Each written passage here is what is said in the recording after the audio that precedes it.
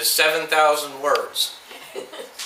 And then I thought about that, and I was afraid that nobody would show up. So I edited it, and I added a note that said, "I promise it won't take all night. You'll just have to come and see for yourself." You know, researchers say that men speak at a rate of about 7,000 words a day. That's about the whole amount for a whole day that men speak. And do you know what they say women speak in a day? About 13,000. I'm not making this up. This is research has come up with this answer. And it's interesting. I was riding in the car one time with Charity and Becca, I think Brittany and Tracy. Was there anybody else? And they were all talking at the same time. And to me, it just sounded like, you know, a jumble of words, and I couldn't make out anything. And they were actually communicating. Each of them could understand what the other three were saying at the same time. I never could figure that one out. But this is the difference you see between men and women. Now they say that a picture is worth 1,000 words. And what we have here on the screen is a boy that's handing in an essay. And I would like to say that he's just handing in a picture here. It's a 1,000 word essay, but he's handing in a picture because a picture is worth 1,000 words. So as you know, I said that tonight's sermon is 7,000 words. Actually, what I'm going to be doing is giving you 7 pictures that would describe to you the way that a Christian should act and should live his life. So we're going to look at 7 different pictures, if you will, or illustrations of someone who is a Christian. Pictures play a large part in our lives. We look at them to get different ideas of things. They are visual reminders of certain things. For instance, pictures are sometimes an icon or a way of advertising something. When you see this picture, what's the first thing that you immediately think of? Yeah, Columbia Pictures. That's the first thing that you think of when you see that, is a movie company. And then sometimes they are something that are cute, a cute type of picture. Sometimes pictures are used in a way to be funny, a comic, for instance. Sometimes pictures are something that shows us something that is inspiring, like a triumph of a sports team.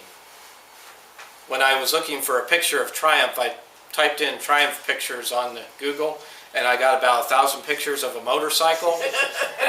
I didn't know there was a motorcycle called the Triumph, so I had to look for victory instead. But sometimes pictures show us victory. And then sometimes pictures are something which is artistic, is inspiring to us in that way. I like to go to art museums. And there is a painting hung on the wall in the Metropolitan Museum of Art in New York. And every time I see that painting, it brings tears to my eyes. Now, I've brought up paintings and going to art museums and that and certain other congregations. And in Wisconsin, a brother said to me, "You know, you like to go to these art museums and talk about seeing paintings and stuff like that.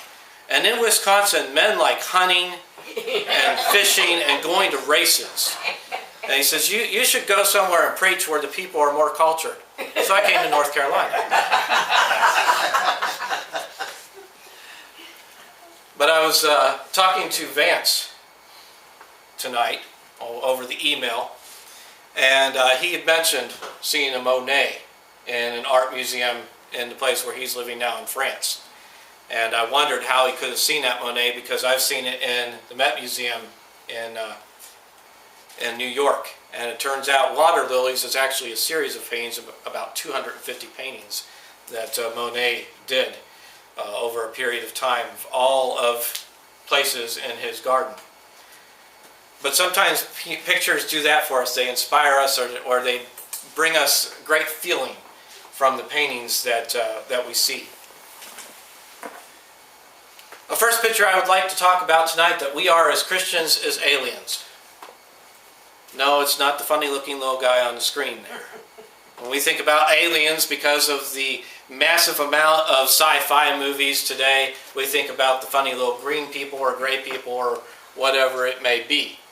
But that's not what I'm talking about when I talk about us being aliens. Actually, what I'm talking about is a scripture that comes to us from 1 Peter chapter 2. And in 1 Peter chapter 2, in the New King James, it doesn't actually use the word aliens, but you find the word aliens being used in the King James Version here. But he says, "You are a chosen generation, a royal priesthood, a holy nation, his own special people, that you may proclaim the praises of him who called you out of darkness into his marvelous light, who once were not a people, but now the people of God, who had not obtained mercy, but now have obtained mercy. Beloved, I beg you as sojourners and pilgrims," and that's where aliens comes in the KJV, "abstain from fleshly lusts which war against the soul." So he talks about being aliens, being strangers in a strange land. And you think about back to the Old Testament in the time of Abraham, when Abraham had left his home country at the voice of a God who people in his home country didn't even know. And he left at the voice of Yahweh, and he began to travel throughout Canaan, a land that God said that he would give to him. And he was a stranger in a strange land. It was not his land yet. It would be given to his descendants. But he sojourned within the land of Canaan, and he was an alien there.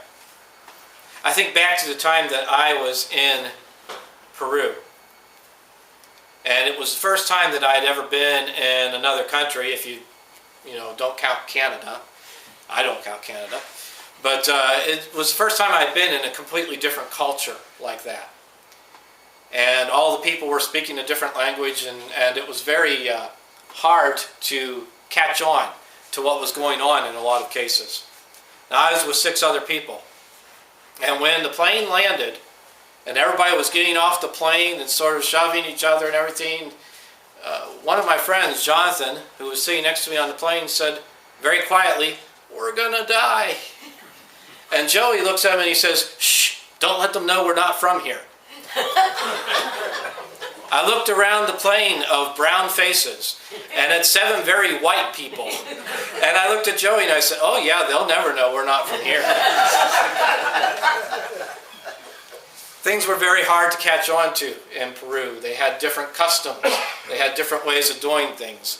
The people sometimes would be very friendly towards us because we were American. And you could tell an Americano, or a gringo as they call you, behind your back. And they would think, well, you must have a lot of money.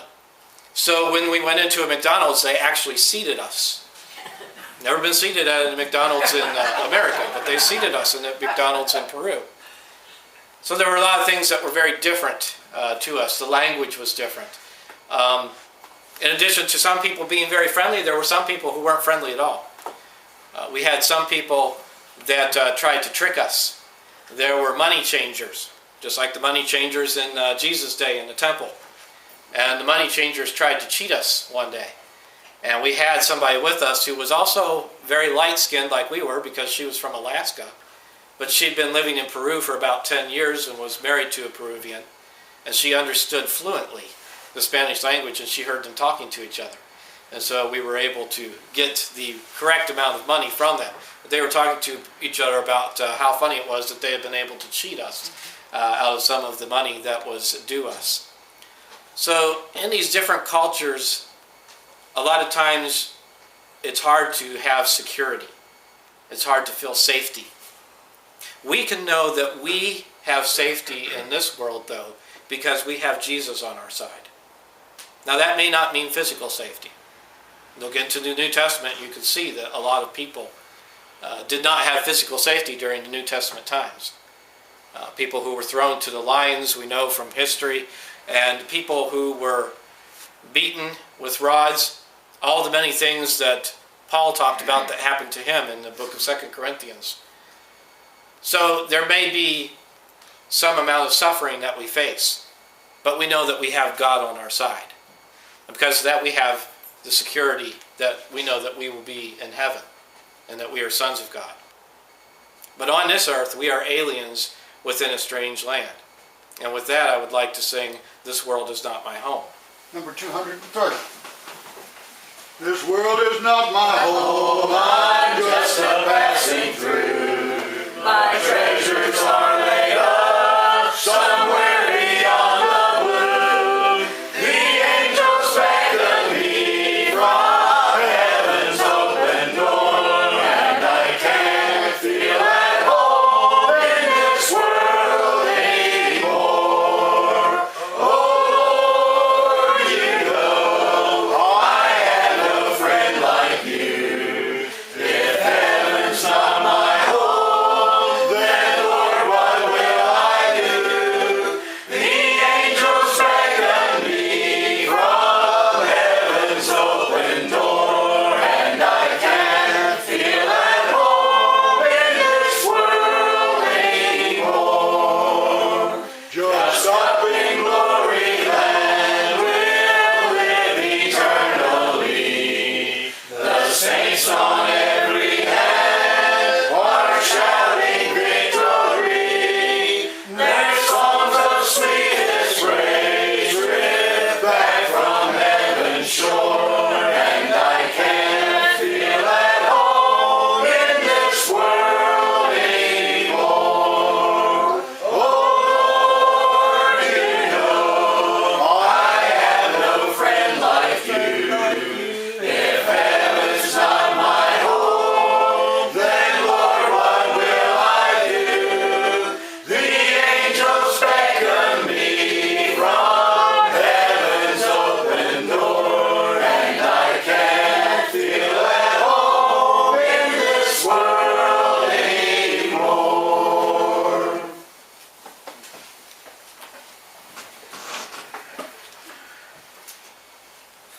Next, I would like to talk about us being ambassadors.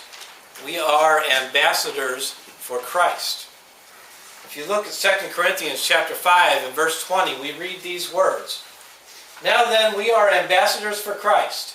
As though God were pleading through us, we implore you on Christ's behalf, be reconciled to God. For he made him who knew no sin to be sin for us, that we might become righteousness of God in him." So we are ambassadors for Christ. That means we are not ambassadors for the church, or ambassadors for the people in the church, or ambassadors for the preacher, or ambassadors for the elders. A lot of times you look at ambassadors on television, on the news, and they are constantly having to make excuses for the things which their country or their leaders in their country have done.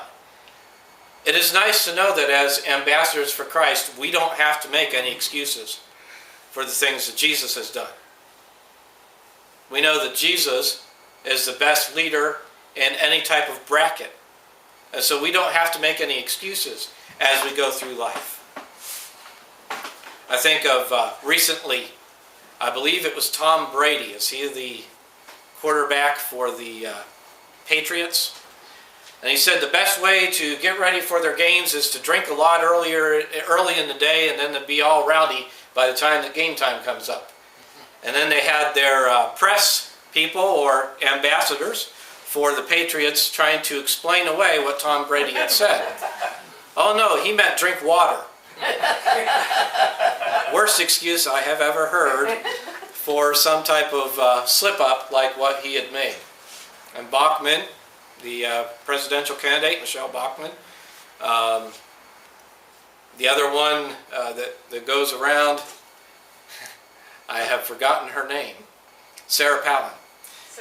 Another one that makes a lot of mistakes in what she's saying, and then people try to explain away the mistakes that they have made while they were speaking. We don't have to do that with Jesus. There are no mistakes in the Bible that we have to explain away. Another thing that we are is sheep. Now you're thinking, now preacher, you told me that I am a stranger in a strange land, and that's good because that means I'm a citizen of heaven and not a citizen of the earth.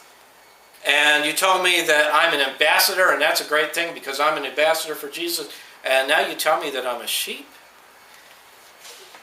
Sheep is sometimes used as an insult to people. We call them sheeple. People who just follow blindly along and they don't think about why they're doing things. But that's not what the picture is of us as sheep in relation to Jesus being our great shepherd. We know that we are safe with Jesus as our shepherd. And that is the picture that is being given to us when we are called the sheep. See, a sheep is defenseless against the world, and so are we if we don't have Jesus. We are completely defenseless against the barbs of Satan, the fiery darts that he throws at us. We are completely defenseless against the rest of the world. So we need to have Jesus in order to be safe. We look at the picture that's given of the lost lamb in Luke chapter 15. Again, another picture of Jesus as the shepherd, searching for that one lost lamb and the safety that that lamb will have when he is found. Or we can look at the 23rd Psalm. We sang hymns this morning, a couple of different hymns that refer to the 23rd Psalm. Or we can look at the book of John and look at John chapter 10 and beginning in verse 7. And there we read, "Then Jesus said to them again, most assuredly, I say to you, I am the door of the sheep." Now this comes in the middle of a discourse that Jesus is giving, in which he makes 7 great I am statements. Throughout the book of John, I should say, he makes 7 great I am statements. This is one of those great I am statements. I am the door of the sheep. And also in the same area he says, I am the shepherd. But he says, all who ever came before me are thieves and robbers, but the sheep did not hear them. I am the door. If anyone enters by me, he will be saved, and will go in and out and find pasture. The thief does not come except to steal and to kill and to destroy. I have come that they might have life and have it more abundantly. Then he goes on to say, I am the good shepherd. The good shepherd gives his life for the sheep. But a hireling, he who is not the shepherd, one who does not own the sheep, sees the wolf coming and leaves the sheep and flees. And the wolf catches the sheep and scatters them.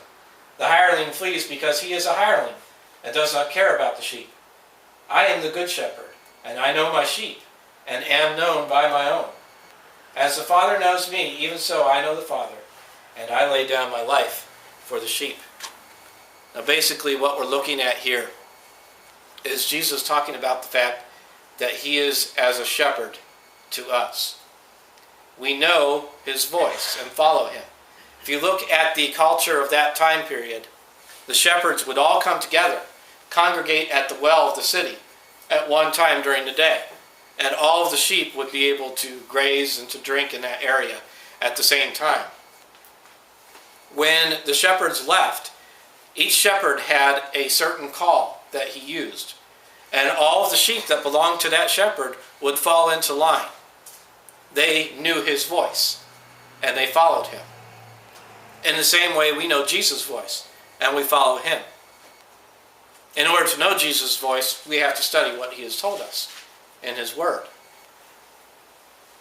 And if we study that, we won't be tossed about like children, or tossed about like ships in a storm by every wind of doctrine that comes along. When we see something that is wrong, we will know it. And we won't be led astray by that doctrine which is wrong. So we need to study so that we know Jesus' voice. With that, I would like to sing the 90 and 9. Number 123, verses 1, 3, and 5. There were 99 that safely lay in the shelter of the fold, but one was down the hills away, far off the gates of gold. Away on the mountain wild and away from the tender shepherd's care, away from the tender shepherd's care. But none of the ranks on their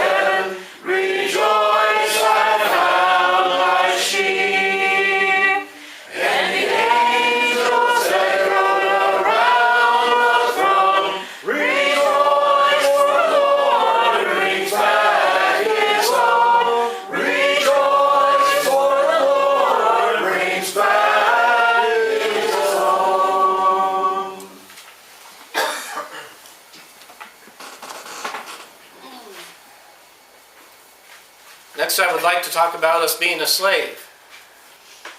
Now, I went from talking about being an ambassador to talking about being sheep, and now I'm talking about being a slave. I hope I'm not bringing anybody down here. But we need to understand that when it talks about liberty in the New Testament, that doesn't just mean liberty so that we can go and do whatever we want to do. It doesn't mean liberty in a way that we can go and continue in sin and that grace will continue to cover us. But what liberty means there is that we've been set free from sin so that we can become servants to the Father. We see this borne out for us in the book of Romans, chapter 6. In verse 16 it says, "Do you not know that to whom you present yourselves slaves to obey, you are that one slaves whom you obey, whether of sin leading to death or of obedience leading to righteousness?" You know, everybody is a slave to something. You say, well, I want complete freedom, complete independence. You're still going to be a slave to whatever it takes to get that complete independence. So everybody has to be enslaved to something. We're either going to be enslaved to righteousness or we're going to be enslaved to darkness. There's no middle ground there. We can't say that we're just going to be sitting on the fence in this. We can't be neutral like Switzerland has been in many of the world wars. But we have to pick a side to be on, as Joshua picked a side and said, "As for me and my house, we will follow the Lord." We go on in Romans chapter 6, it says, "But God be thanked that though you were slaves of sin, yet you obeyed from the heart that form of doctrine to which you were delivered. And having been set free from sin, you became slaves of righteousness. I speak in human terms because of the weakness of your flesh. For as you presented your members as slaves of uncleanness and lawlessness, leading to more lawlessness, so now present your members as slaves of righteousness for holiness. For when you were slaves of sin, you were free in regard to righteousness. What fruit did you then have in the things of which you are now